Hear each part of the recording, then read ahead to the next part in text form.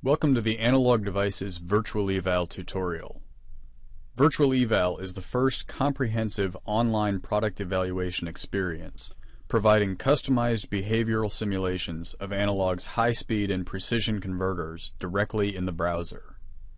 In this video, I'll walk you through how to operate Virtual Eval to generate your own simulation results.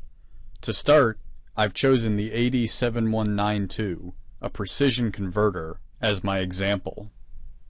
The 7192 evaluation opens to the Functional Block Diagram tab. The block diagram illustrates the layout of the product's components. The Settings column allows me to configure each component. By selecting an element of the accordion, I expose the associated settings and highlight the selected component on the diagram. From here, I can change the settings values to suit my unique specifications. A bolded setting has changes which have not been committed to the server. Once I've configured the settings to my specifications, I can run a simulation. The block diagram doesn't change, so to see the results of the simulation, I must select another tab.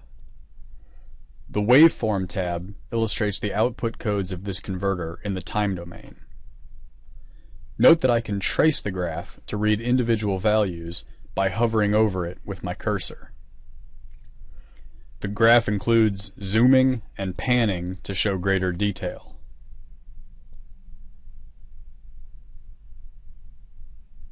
When I'm done zooming, I can always restore the original 100% zoom. Let's examine another tab.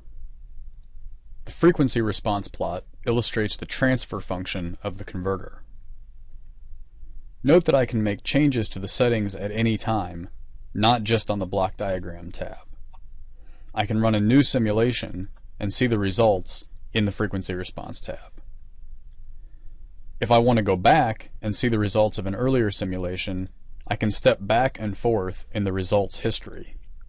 Or I can reset all the way back to the initial settings to see what my simulation results looked like then. If I decide that this part suits my purposes, I can proceed to the Next Steps tab, where I can download and save my current evaluation session to show to a friend, open up the datasheet associated with this part, or visit the product page and possibly make a purchase decision. If I determine that the 7192 does not meet my requirements, I can use the Change Product link to look at the virtual evaluation for a different part in the same family, or to switch to a different category of parts entirely. Last but certainly not least, hover over the Feedback tab in the lower right corner and click on the associated pop-up. Leave us a comment and tell us what you think about Virtual Eval.